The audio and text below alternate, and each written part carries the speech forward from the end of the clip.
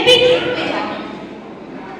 तो मैं पढ़ी लिखी नहीं थी, लेकिन मेरे पति ज्योतिबा ने धूल की पार्टी बनाकर धूल में ही अक्षर लिखना सिखाया। ऐसा करते करते मैं पढ़ना लिखना सीख गई। एक दिन वे बोले, सावित्री, सावित्री तू तो शास्त्र पढ़ है, लेकिन अपने आस-पास रहने वाली इतनी सारी लड़कियां निरक्षर अज्ञानी हैं, उन सबको पढ़ाना है। क्या उन सबको पढ़ाने में तुम मुझे मदद करोगी?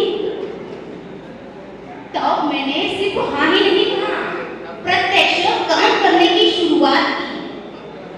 जिन दिनों में लड़कियों को पढ़ाना पाप माना जाता था, उन दिनों में हमने भीड़े बाड़े में पहला स्कूल शुरू किया। भारतीय आदमी ने भारतीय महिलाओं के लिए खोला वो पहला स्कूल, और उस स्कूल की मैं पहली अध्यापिका बनी। लेकिन कुछ लोगों को ये लड़कियों को पढ़ाने का काम अच्छा नहीं लगता था। कुछ लोग बोले, ये पति पत्नी लड़कियों को पढ़ाकर अपना सनातन धर्म डुबा रहे हैं। लेकिन मेरी समझ में यह नहीं आ रहा कि लड़कियों को पढ़ाने, उन्हें साक्षर बनाने में धर्म कैसे जुड़ जाता? क्या इतना कमजोर होता है धर्म? जब मैं घर से स्कूल के लिए निकलती थी, तो लोग मुझ पर गुस्सा करते, गालियां देते, पत्थर फेंकते थे।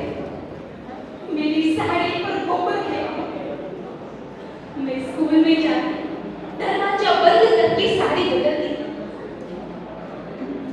एक दिन एक लंबा तगड़ा आदमी स्कूल में आ पहुंचा।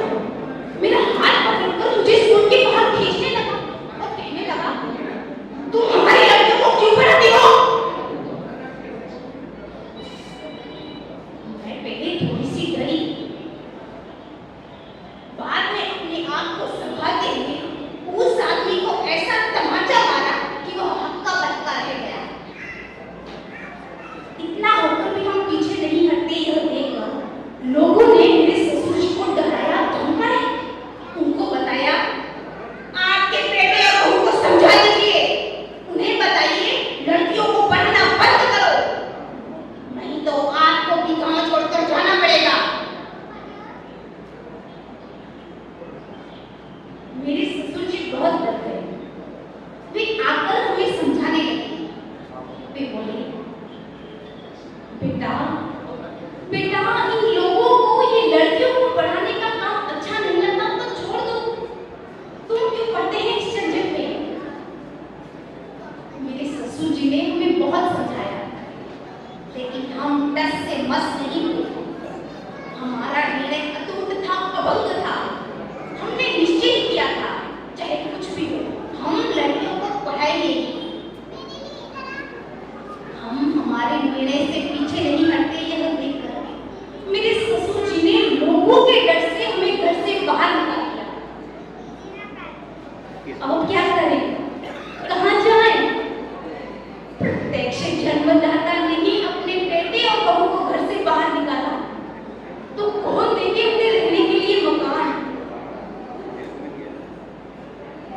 आखिरकार एक आदमी तैयार हुआ। उसका नाम उस्मान शेख।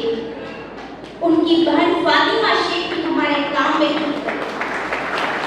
हमने एक स्कूल से दूसरा स्कूल, दूसरे से तीसरा, चौथा, पांचवा स्कूल शुरू किया। शिक्षा की मशाल जलने लगी, और ऐसा करते करते धीरे धीरे बहुत सी लड़कियां पढ़ने लगी।